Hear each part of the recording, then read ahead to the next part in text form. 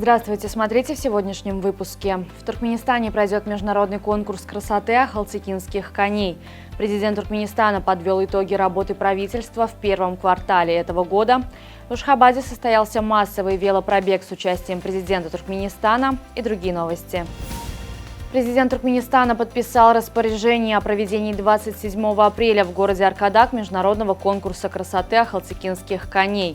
Это решение было принято в целях дальнейшего приумножения мировой славы райских скакунов, являющихся национальным достоянием и гордостью туркменского народа. Помимо конкурса красоты предусмотрено проведение соревнований среди художников, скульпторов, ковровщиц, ювелиров, фотографов, работников издательств, дизайнеров и телеоператоров. В первом квартале текущего года Туркменистан продемонстрировал устойчивый экономический рост. Об этом сообщил президент Сердар Бердымухамедов на заседании Кабинета министров, в ходе которого были подведены итоги работы за первые 3 месяца текущего года. По словам главы государства, ВВП страны вырос на 6,3%, а показатели ключевых секторов экономики также демонстрируют положительную динамику.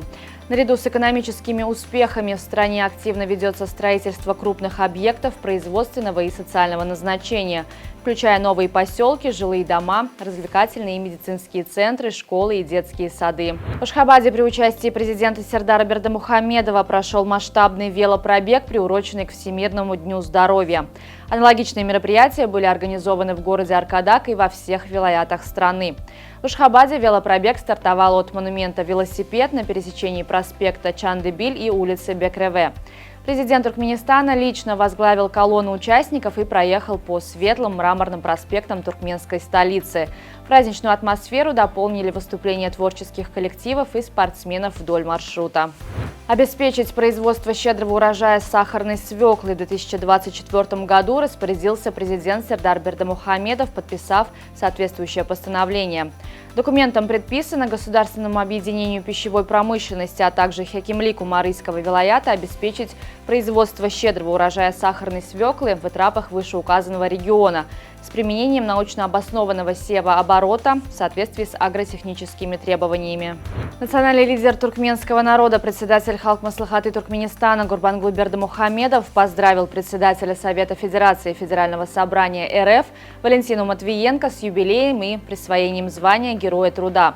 Эта высшая награда является признанием вашего отличного труда на протяжении многих лет на различных государственных постах, а также посильного вклада во всестороннее развитие России, говорится в послании. Ливанур Бердыева из Туркменистана успешно выступила в российском шоу «Удивительные люди», поразив жюри своими уникальными способностями. Перед Ливанур стояло 2 серьезных испытания, с которыми она великолепно справилась. В первом задании ей предстояло сложить 100 двухзначных чисел за 50 секунд. Цифры появлялись на экране со скоростью 2 числа в секунду. Во втором задании необходимо было сложить 200 однозначных цифр, пробег которых на экране был со скоростью 3 цифры в секунду. При этом задача была усложнена. Между числами появлялись и буквы. Ливанур необходимо было не только подсчитать общий результат сложения цифр, но и назвать цитату великого математика. Таиланд предложил своим соседям по региону создать аналог шенгенской зоны. Туристы со всего мира смогут беспрепятственно путешествовать между 6 странами – Таиландом, Камбоджей, Лаосом, Малайзией, Мьянмой и Вьетнамом. Идея создания южноазиатского Шенгена обсуждается уже давно, но сейчас у нее есть больше шансов на реализацию.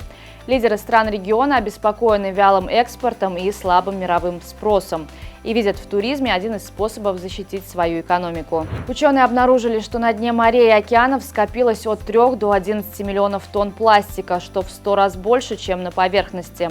Это открытие стало первым количественным исследованием крупных пластиковых отходов, которые оседают на дне океана, где постепенно распадаются на микропластик, представляющий угрозу для морских животных и растений.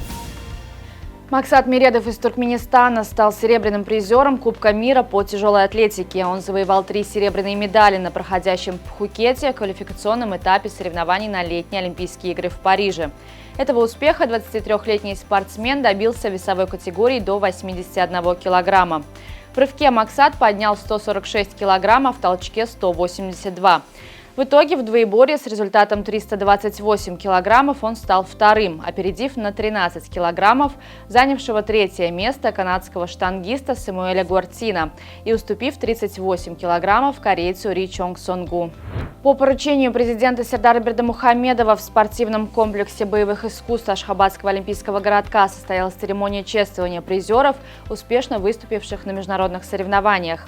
От имени главы государства и национального лидера туркменского народа спортсменам, продемонстрировавшим высокие результаты, были вручены памятные подарки и книга президента Туркменистана «Молодежь. Опора Родины».